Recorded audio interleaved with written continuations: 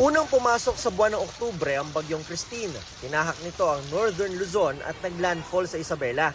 Sumunod ang bagyong Leon na pumasok sa Philippine Area of Responsibility ilang araw pagkaalis ng bagyong Christine. Pareho ang dinaanan, Northern Luzon.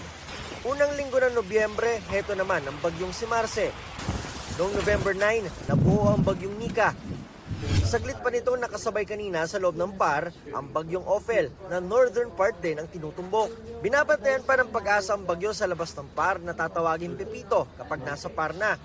Ang dahilan ng sunod-sunod na mga bagyo, yan po ay embedded sa tinatawag na Intertropical Convergence Zone.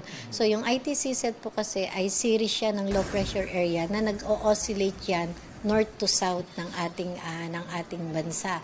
So sa ngayon, yan po yung nagiging breeding places ng ating mga bagyo. Kaya nakikita natin yung ating mga bagyo ay sunod-sunod.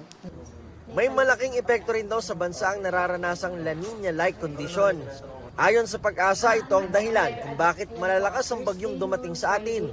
Yung La Nina kasi, ibig sabihin lang nun, may unusual cooling dun sa malayo sa atin, sa Dagat Pasipiko. Pero may unusual warming dun sa Dagat Pasipiko na malapit sa atin. Kaya ang napapansin natin, mas nagiging typhoon at super typhoon category yung mga bagyo dahil sobrang init ng temperatura ng Dagat Pasipiko na malapit sa atin.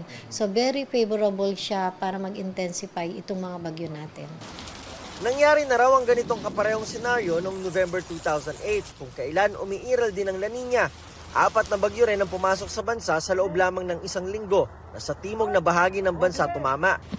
Ganon din noong October 2016. Ang kaibahan ngayong taon, wala pa raw kasi ang hanging amihan. Kapag nagkaroon na kasi tayo ng amihan, ito yung magiging factor na magpapabago ng track ng ating bagyo na posibleng mas bababa siya, yung mga track ng ating bagyo, kapag naandyan na or fully established yung amihan. Ito na raw ang pinaka-late na pagdating ng amihan mula nang sinimulang i-record ng Pag-asa noong 2015. Pero ayon sa Pag-asa, malapit naman na ang pagdating ng hanging amihan. Galing tayo kasi sa yung galing tayo sa El Nino, and then ngayon nagkakaroon tayo ng La Nina, and also may mga tinatawag na mga intra-seasonal variability.